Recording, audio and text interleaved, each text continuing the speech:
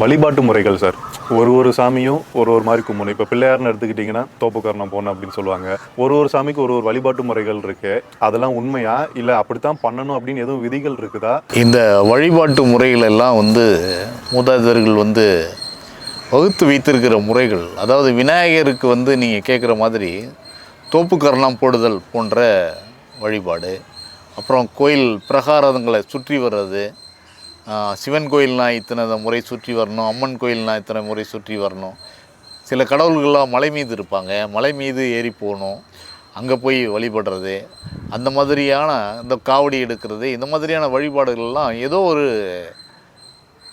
ஒரு வாழ்க்கை விஞ்ஞானத்தோட தொடர்பு தான் அந்த மாதிரியான வழிபாட்டு முறைகள்லாம் வகுத்திருக்காங்க அப்படின்னு தான் நம்ம சொல்லணும்.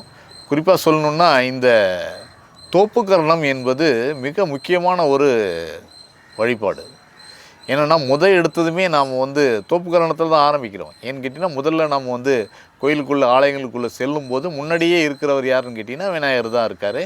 அவருக்கு நாம் வணக்கம் தெரிவித்து தான் போகிறோம். அப்போ நம்ம தோப்புக்கரணம் போடும்போது நாம் அப்படி உட்கார்ந்து எந்திரிக்கிறது, காதை பிடிச்சிக்கிட்டு உட்கார்ந்து எந்திரிக்கிறது, அந்த தோப்புக்கரணம் என்கிற அந்த இது அறிவியல் பூர்வமாக நமது மூளையின் நரம்புகளை தூண்டுகிறது. காதை பிடித்து இழுத்து கொள்வதால் நமக்கு பல விளைவுகள் நம் உடலிலே ஏற்படுகிறது என்றெல்லாம் விஞ்ஞானிகள் ஆய்வு செய்து அதை USA போன்ற வெளிநாடுகளெல்லாம் கூட அதை ஒரு பயிற்சியாக பண்ணுறாங்க. அது வழிபாட்டுக்காக பண்ணுறாங்களா இல்லை தனியாகவே அதை ஒரு பயிற்சியாக அதை பண்ணுறாங்க.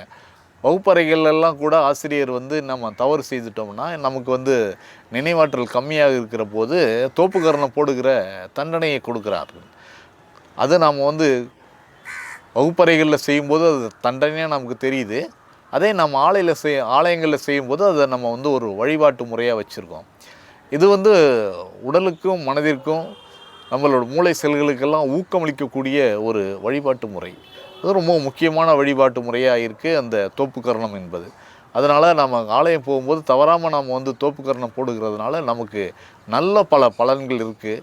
அதை உணர்ந்து நம்ம வெக்கப்படாமல் நாம் காதை பிடித்து கொண்டு உட்கார்ந்து எழுந்து நாம் அந்த தோப்புக்கரணங்களை போடுவதால் நாம் நல்ல பலன்களை பெற முடியும். இந்த மாதிரி வழிபாட்டு முறைகள், பல வழிபாட்டு முறைகள், இந்த ஆலயத்தை வலம் வருதல், சுற்றி வருதல், பிரகாரங்களை சுற்றி வருதல் என்பது கூட ஒரு வாக்கிங் போனீங்கன்னா உங்களுக்கு எவ்வளோ நன்மை இருக்குது. ஆனால் நீங்கள் சாதாரணமாக வாக்கிங் போகிறத விட இறைநிலையோடு சேர்ந்து நான் பிரகாரத்தை சுற்றி வருகிறேன் என்று நீங்கள் நடைப்பயிற்சி மேற்கொள்ளும் போது அதனோட பலன் நடைப்பயிற்சியினால் ஏற்படக்கூடிய பலன் ஆன்மீகத்தை தாண்டி உங்களுக்கு சேர்கிறது என்பது தான் அந்த வழிபாட்டு முறையிலே இருக்கக்கூடிய ஒரு நுட்பமான விஷயமாக நான் பார்க்கிறேன். இந்த வீடியோ உங்களுக்கு பிடிச்சிருந்தா லைக் பண்ணுங்கள், ஷேர் பண்ணுங்கள், கமெண்ட் பண்ணுங்கள். மறக்காமல் நம்ம சேனலை சப்ஸ்கிரைப் பண்ணுங்கள்.